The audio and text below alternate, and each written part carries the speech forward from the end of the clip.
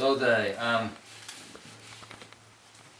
if you think about flexion and extension, if you look at it from the side, when this thing goes into flexion, your little fingers are here, and your thumbs are here, and when it goes into flexion, they're moving. Both of them are moving towards the patient's feet, but they're also moving slightly closer together. Mm-hmm.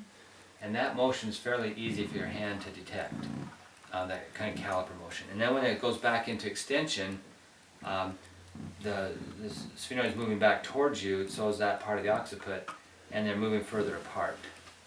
Okay, so that's what we would call an open clamshell, or some people call that a live clamshell, because you think about a clamshell opening and closing. Mm-hmm. That's how your thumbs are moving, mm-hmm. Thumbs and fingers. Okay, and then, but there's a certain set of lesions that when you put your little finger on the occiput and your thumb on the greater wings, that you don't get that sense that they're getting closer and further apart, but they're sort of rocking.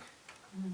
And to follow it, you have to move your wrists, because to do this, you don't have to move your wrists, mm-hmm. Right? Mm-hmm. But if the occiput's going down and the sphenoid's coming up, it's like this is a fused unit, and it's just rocking.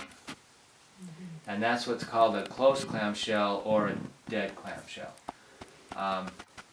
We sort of switched to open and closed because some people don't like hearing other people talking about a dead clamshell in their head. Like, what?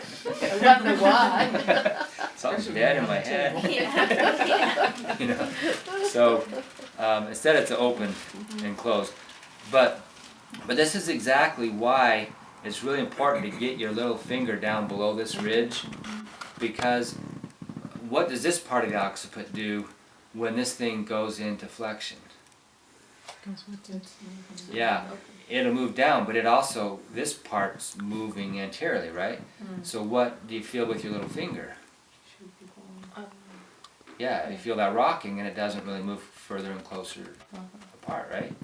And so if you have your finger up here, you're going to think everybody's got a dead clamshell all the time, because that's all you're going to feel. Okay? But if you get your little finger down there, then you'll be able to feel the difference between a real live and dead clamshell. Okay? So the last three lesions, I think I even wrote on my master copy, so it came across in your thing. There's a line there that says, below that's dead clamshell. So the first dichotomy, the first question you ask when you assess somebody's sphenoid is, what kind of clamshell is it?